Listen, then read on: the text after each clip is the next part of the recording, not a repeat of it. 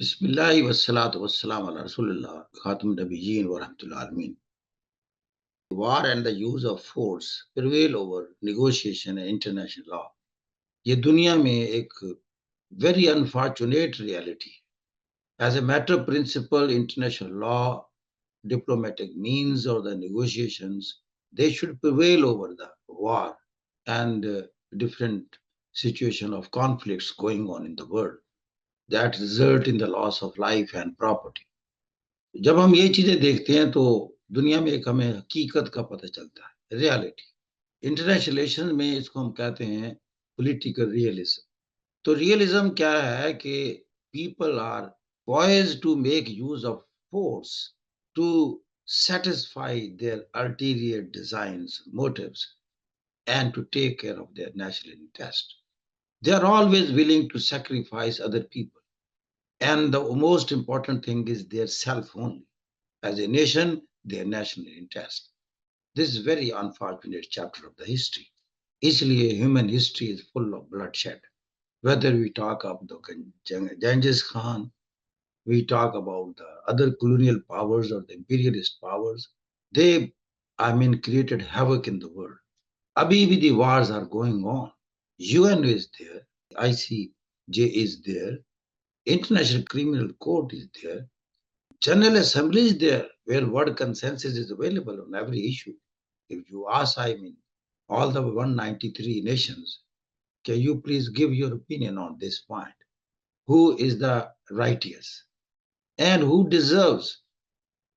तो आप उनसे व्यूज ले सकते हैं जनरल असेंबली से कि हम दुनिया से पूछ लेते हैं कि फला इशू है उसमें किसका हक है। We are not going there. दुनिया की 5 परमानेंट कहती हैं things should come to us, और अगर उनमें से एक भी वीटो पावर इस्तेमाल करे, इट मीन्स सारी दुनिया का कंसेंसस 192 कंट्री एक तरफ हो जाए और एक बड़ा ताकतवर मुल्क कहे कि नो, ऐसे नहीं होना चाहिए, that will not happen. What it means? Do you think there is a democracy at the international level? The west, which is so called champion of democracy, human rights and freedom for thought and expression, यही उनका emblem है ना, तुर्रा इम्तियाज है दुनिया में। But at the international level, what is going on?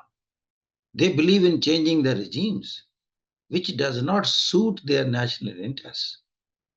This is going on in the 21st century, जहां intellect अपनी तमाम बुलंदियों को छू रहा है। हम पॉलिटिकल साइंस में पढ़ते हैं, प्लेटो ने दुनिया में जस्टिस की बात की, वाइज किंग की बात की। एरिस्टोटल आया, उसने कहा कि एरिस्टोक्रेसी ये काम करे। उसके बाद दूसरे आए, उन्होंने कहा democracy, let the people masses decide that. This is the whole the political science. और अब कहां लैंड किया तमाम इंटेलेक्चुअल्स ने ऑफ द पॉलिटिकल साइंस के इंसान, man is the most important thing. If you want to govern them, the powerful people must not have the right.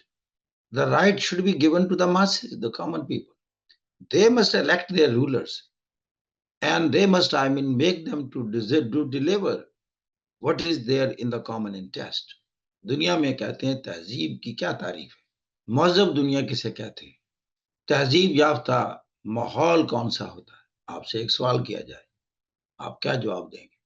तहजीब याफ्ता मजहब अकवाम, मजहब माशरा वो होता है जहां उस माशरे के कमजोर तरीन तबकात भी अपने आप को सिक्योर फील करें। जहां ऐसे नहीं होगा, वहां हम कहते हैं सवेजीरा है, वहां वहशत रूल कर रही है। ताकतवरी कानून है, ताकतवरी हक रखता है, और अपने उस ताकत के बलबूते पर आपको लूटना, आपको एक्सप्लॉइट करना, यहां तक कि आपकी इज्जतों को पामाल करना भी अपना हक समझता है। If this is going on still now, what the use of all these intellectuals? असरात जरूर मरतब हुए हैं, इन इंटेलेक्चुअल्स की कंट्रीब्यूशन का बहुत रोल है, मैं उनको बहुत क्रेडिट देता हूं कि in the face of the powerful people they talked about justice and wisdom. Plato जिस दौर में आया, उस वक्त बादशाह हुक्मरान होते थे, और बादशाह डायनेस्टिकल रूलर होते थे। किसी घर में पैदाइश इस बात का हक देता था कि I am the ruler now. लेकिन प्लेटो को मैं प्रैग्मेटिक क्यों कहता हूं? या इंटेलेक्चुअल क्यों कहता हूं? वो इसलिए उसने कहा कि इस तरह ये मैं बंद तो नहीं कर सकता, अभी सोसाइटी यहाँ नहीं पहुंची कि मैं कहूं कि democracy should rule the world, the power should be given to the people. King ने उसे मार देना था। प्रैग्मेटिज्म ये कहता है कि ग्राउंड रियलिटीज और जो ग्राउंड कंस्ट्रेंट्स हैं उनके पेश नजर ऐसा रास्ता निकालें कि जहां मौजूदा हालात में कोई बेहतरी पैदा करने का इम्कान हो जाए। उसने क्या निकाला? उसने कहा okay, I believe in kingship, but the king should be a wise man of the society and he should be in a position to deliver justice.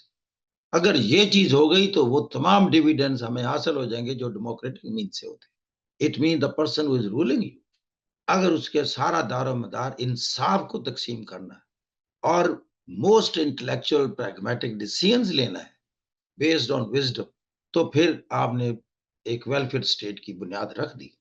बाकी सब ने करते करते डेमोक्रेसी और ह्यूमन राइट्स पर आ गए। अब अगली बात यह है कि इंसान सीखता कैसे? ये पॉलिटिकल रियलिज्म में नसीहतें काम नहीं करती, काम ताकत ही करेगी।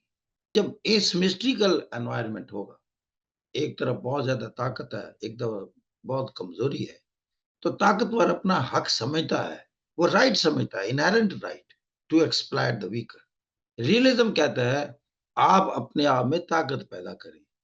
sermons, world consensus, international law, negotiation, diplomatic means gathers no mass at all. अब एक छोटा सा मुल्क है, इतनी जल्दी तो ताकतवर नहीं हो सकता, लेकिन एक बड़े मुल्क के एक्सप्लॉयटेटिव मैकेनिज्म से बच कैसे सकता है? वो अलायंसेस बना सकते हैं। लिहाजा दुनिया में अलायंसेस की कल्चर डेवलप। उसने आसियान की बात की कि दुनिया में इकोनॉमिक एक्सप्लॉयटेशन होता है।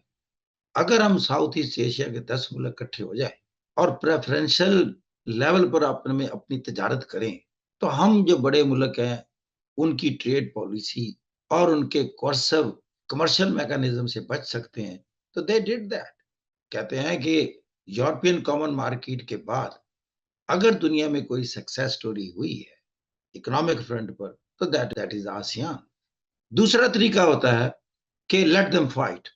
If they believe the war is the solution, let them go to war. Europe did that. First World War हुई, Second World War हुई। उससे पहले ट्रीटी ऑफ वेस्टफेलिया से 30 साल जंग हुई between the Protestants and the Catholics. फिर France और ब्रिटेन, इनके दरमियान नेशनलिज्म की जंगें हुई। फ्रेंच कहने लगे by nation we are superior, English कहने लगे by ethnicity we are superior, and they started fighting. German ने कहा कि सुपीरियर तो हम हैं, we are the pure Aryans.